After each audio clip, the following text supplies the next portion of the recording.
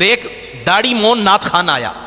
جو ابھی ابھی بیوٹی پارلر سے ہو کے آ رہا ہے، چمکیلے کپڑے پہن کے آیا ہے، ڈیمانڈ کر کے آیا ہے، پیسوں کا تعین کر کے آیا۔ اب اس نے کلام بھی وہ پڑھا ہے جو ظاہری طور پر عقیدے کے خلاف ہے۔ میرے نبی نے فرمایا صحابہ آج کا زمانہ سامنے رکھو، آج کا زمانہ انکم اصبحتم فی زمان، فرما آج امت کے اندر، میرے زمانے کے اندر دین کی سمجھ رکھنے والے زیادہ ہیں، دین کی فقاہت رکھنے والے زیادہ ہیں، لیکن خطاب کرنے والے، بیان کرنے والے کم ہیں۔ لیکن ایک زمانہ آئے گا جب دین کی سمجھ رکھنے والے کم ہوں گے، فقیہ کم ہوں گے، دین کی گہرائی میں اترنے والے کم ہوں گے، اور رٹی رٹائی باتیں بیان کرنے والے خطیب گلی گلی میں ہوں گے۔ اب آپ دیکھیں نا، ذرا غور کریں، کیا یہ حدیث پاک آج صادق آ رہی ہے یا نہیں آ رہی؟ حضور نے فرمایا میرے زمانے میں علماء زیادہ ہوں گے، خطابات کرنے والے کم، اور ایک زمانہ آئے گا جب خطاب کرنے والے، رٹی رٹائی تقریریں کرنے والے زیادہ ہوں گے اور علماء کم ہوں گے۔ میں نے کہا مجھے بتاؤ، ایک محلہ ہے اور اس محلے کے اندر ایک محفل نعت ہوتی ہے، ایک محفل ہوتی ہے، اور اس محفل کے اندر ایک خطیب کو بلایا جاتا ہے، توجہ ہے آپ حضرات، ایک محلہ کے اندر ایک محفل نعت ہوتی ہے اور اس میں ایک خطیب کو بلایا جاتا ہے، وہ آدھا گھنٹہ بیان کرتا ہے، 1 گھنٹہ بیان کرتا ہے، وہ ہزاروں لاکھوں روپے کما کے چلا جا۔ پھر ایک داڑھی مون نعت خان آیا جو ابھی ابھی بیوٹی پارلر سے ہو کے آ رہا، چمکیلے کپڑے پہن کے آیا ہے، ڈیمانڈ کر کے آیا ہے، پیسوں کا تعین کر کے آیا۔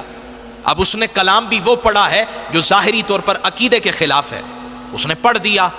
دف بھی بج رہا ہے، نعت خوانی بھی ہو رہی ہے، لوگوں نے لاکھ روپے فیس بھی دی ہے، اوپر یوں پیسہ بھی ڈالا ہے، اور پیسہ ڈالنے کے بعد وہ لاکھوں روپے 1 گھنٹے میں کما کے چلا گیا۔ اب جس محلے کے اندر یہ محفل ہوئی نا، آخر کے اندر 10 عمرے کے ٹکٹ بھی تھے، 20 عمرے کے ٹکٹ بھی تھے، 50 عمرے کے ٹکٹ بھی تھے، لیکن جب محفل نعت ہو گئی نا، اسی محلہ کے اندر ایک مسجد ہے جس میں ایک امام ہے جو 5 نمازیں بھی پڑھاتا ہے، جو جنازے بھی پڑھاتا ہے،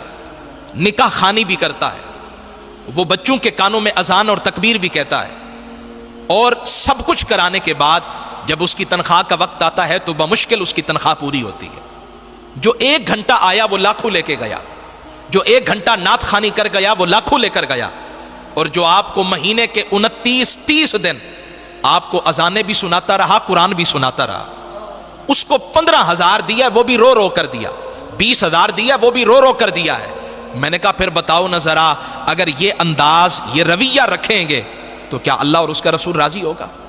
ایک نعت خان ہے جو کروڑوں کا مالک ہے، اور ایک عالم ہے جو ساری زندگی کالا کالا رسول اللہ پڑھاتا ہے، بچوں کو دین سکھاتا ہے۔ پتہ ہے جب اس کی بچی بیمار ہو جائے نا، اس کی جیب میں دوائی لینے کے پیسے نہیں ہیں، اس کا بیٹا بیمار ہو جائے، ہسپتال میں جا کر اس کا بہترین علاج کرانے کے پیسے نہیں ہیں، تو مجھے بتائیں کہ قیامت کے دن اس کا جواب نہیں دینا پڑے گا؟ جہاں نعت خان، جہاں چمکیلے کپڑے پہننے والے